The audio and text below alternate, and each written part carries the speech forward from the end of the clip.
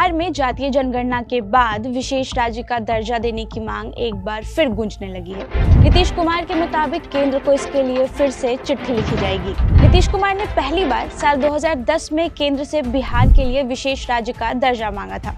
JDU ने तो इसके लिए बकायदा मुहिम भी चलाई थी। उस वक्त मांग की तेजी को देखते हुए तत्कालीन केंद्र सरकार ने अर्थशास्त्री रघुराम राजन की अध्यक्षता में एक कमेटी बना दी थी, जिसने साल 2013 में अपनी रिपोर्ट भी केंद्र को सौंपी, लेकिन विशेष राज्य के दर्जे की बात आगे नहीं बढ़ पाई। जानकार नीतीश कुमार की इस मांग को सियासी भी मानते हैं। दरअसल साल 2010 में जब पहली बार नीतीश कुमार ने इस मांग को उठाया था, तब बिहार में विधानसभा के चुनाव होने थे। इसके बाद साल 2014 और साल 2019 के लोकसभा चुनाव से पहले भी इस मुद्दे को एक बार फिर उठाया गया। ऐसे में इस रिपोर्ट में जानते हैं कि विशेष राज्य का दर्जा मतलब क्या होता है और किसी राज्यों को कैसे मिलता है ये स्टेटस।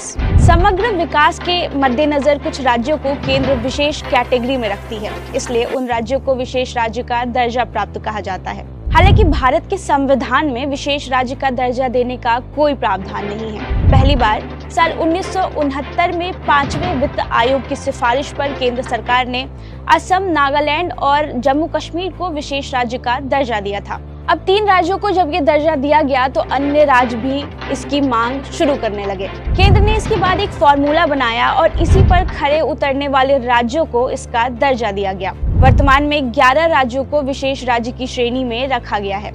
इसमें पूर्वोत्तर के सभी राज्य शामिल हैं। पहाड़ी राज्य उत्तराखंड और हिमाचल को भी विशेष राज्य का दर्जा प्राप्त है। अब सवाल उठता है कि किसी राज्य को कैसे मिलता है ये स्टेटस। साल 2018 में लोकसभा में एक सवाल के जवाब में केंद्र सरकार ने विशेष राज्य का दर्जा कैसे मिलेगा इसके बारे में बताया था। मंत्रालय के मुताबिक विशेष राज्य का दर्जा देने का मानदंड राष्ट्रीय विकास परिषद के सिफारिश पर बनाया गया है। इसके लिए कुछ बातों का ध्यान भी रखा जाता है। पहला, राज्य का भौगोलिक संरचना किस तरह का है। पहाड़ी और दुर्गम इलाके वाले राज्यों को विशेष तरजीह दी जाती है। दूसरा, किसी राज्य की सीमा से अगर कोई देश की सीमा लगती है तो उसे भी विशेष राज्य का दर्जा देने पर विचार किया जा सकता है। तीसरा, अगर किसी राज्य का जनसंख्या घनत्व कम है या किसी राज्य में जनजातीय लोगों की संख्या ज्यादा है तो उसे भी यह स्टेटस मिल सकता है। चौथा, आर्थिक रूप से पिछड़े राज्य को भी विशेष राज्य का दर्जा दिया जा सकता है। हालांकि इसका मूल्यांकन करना केंद्र का काम है। अब जानते हैं कि विशेष राज्य का दर्जा मिलने के क्या फायदे हैं। केंद्र सरकार राज्यों को विकास के लिए 2 तरह से पैसे देती है। पहला तरीका अनुदान और दूसरा कर्ज का कहलाता है।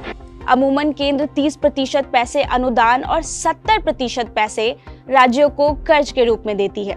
लेकिन जब किसी राज्य को विशेष राज्य का दर्जा मिल जाता है तब केंद्र उसे 90% पैसे अनुदान और 10% पैसे कर्ज के रूप में देती है। इसके अलावा विशेष राज्य का दर्जा प्राप्त राज्यों को excise, custom, corporate income tax आदि में भी रियायत मिलती है। वहीं केंद्रीय बजट में प्लान्ड खर्च का 30% हिस्सा भी विशेष